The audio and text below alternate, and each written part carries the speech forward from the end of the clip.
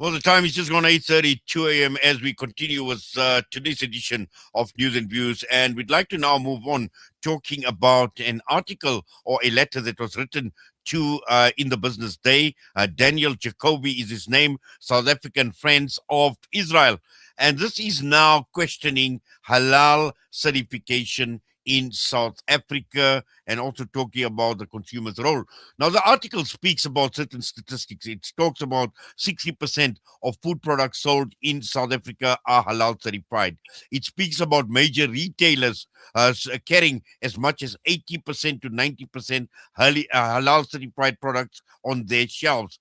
And it singles out the three major halal authorities in South Africa: Senha, the MJC Halal Trust, and the National Independent Halal Trust, but also at the same time talking about Muslims making up 2 to 3% of the population of South Africa and imposing halal on what he says is a largely Christian population. To respond to this, we joined now by the Chief Executive Officer at the MJC Halal Trust, Moulana Zakariyah Philander. Moulana, Assalamu alaikum wa rahmatullahi wa barakatuh. Juma Mubarak and welcome to you.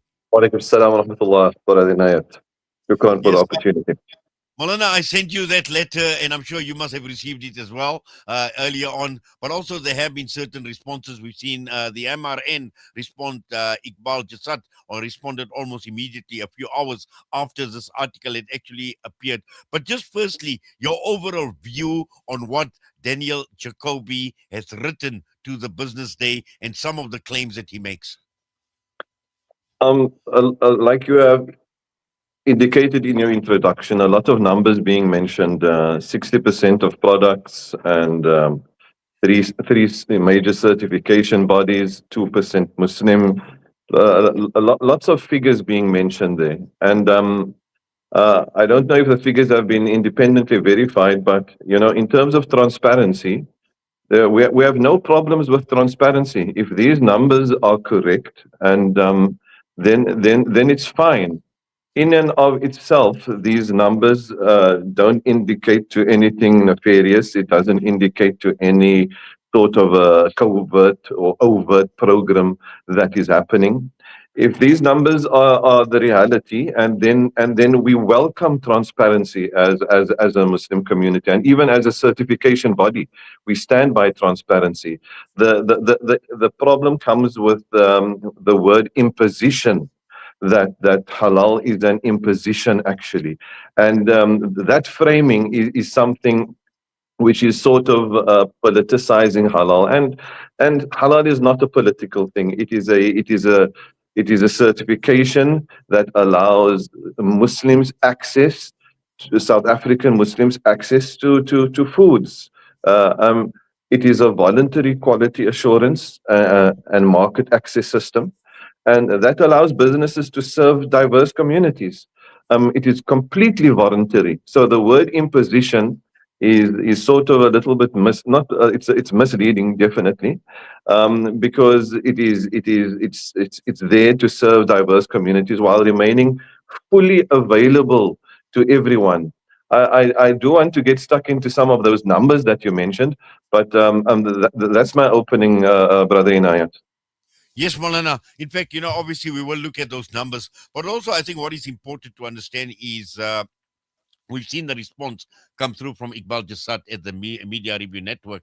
And I think what is important to understand is his piece did not venture into the trap about money being generated from halal certification, because when one looks at the kosher requirements as well, they have their own organization that certifies kosher as well. So that is not a subject for debate, but the key issue here is the argument that he put forward, and to discredit this argument on the practice of halal certification, to frame it as an imposition, as we spoke about, to other faith groups as well. But again, as the MJC, as the other halal authorities, we don't owe any explanation, because again, this is starting to see as halal certification being branded as Islamophobic.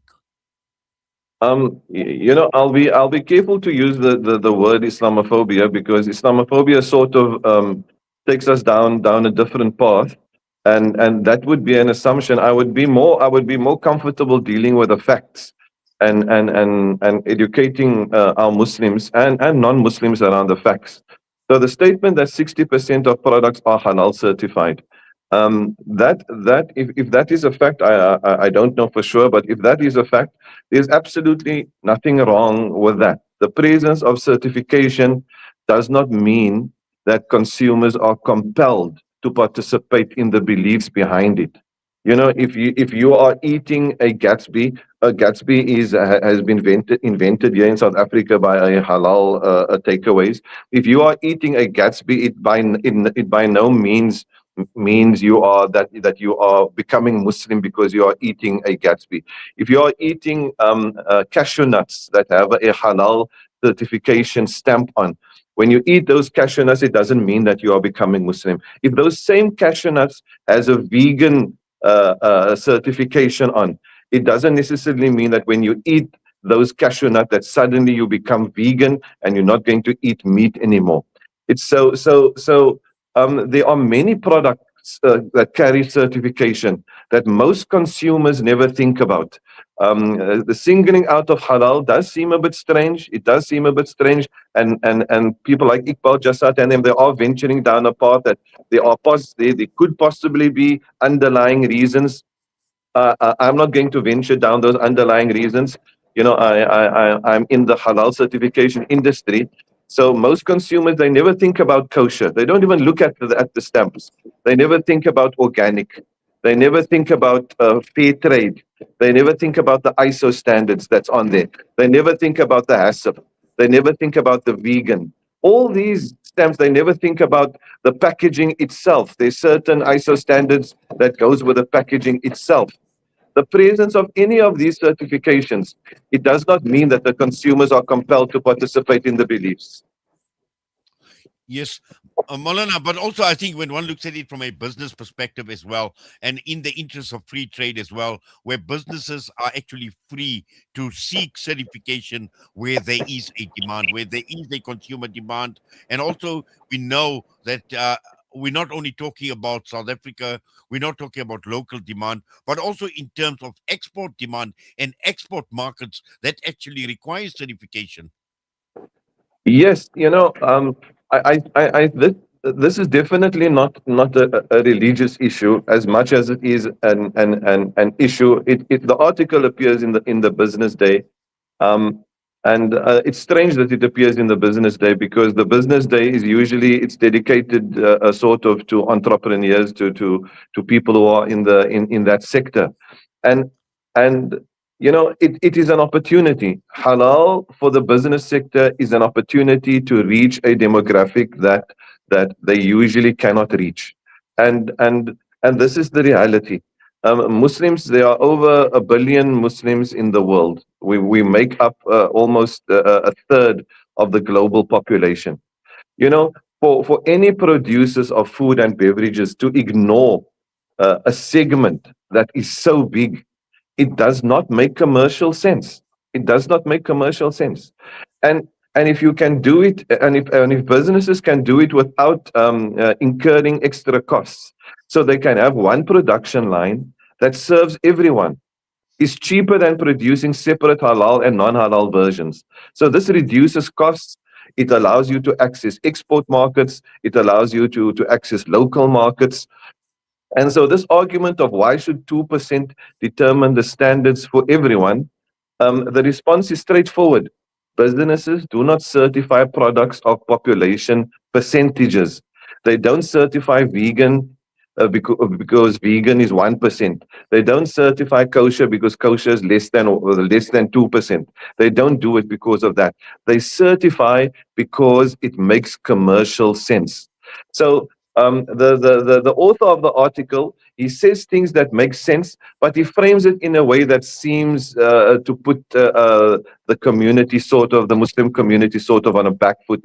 And I think this is sort of the problem. This is sort of what is irking some of the readers of that article. Also he's referring to the Christian nation. This is probably the most problematic framing in the article, the Christian nation. South Africa is not constitutionally a Christian nation. It is a constitutional democracy with freedom of religion. And so to refer to South Africa as a Christian nation, yes, we know that there are Christians in South Africa, as there are Muslims, as there are Hindus, as there are the tribal religions. So that framing is also problematic. And so businesses, they they cater for minorities in South Africa, and this is something actually that we as a nation should be proud of. We are such a diverse community, and this is one of the areas that the diversity comes through very strongly. And I think it's a cause for celebration rather than to find a problem. And I think this puts the author really in a light of trying to cause problems where it's something really that we need to be celebrating. Yes, Moulana. In fact, you answered my question was going to be with regard to the Christian country, but Moulana, you have answered that. But just final thoughts, Moulana. Are we expecting, halal authorities to respond? Look, I think it's important to respond only to something that is not true.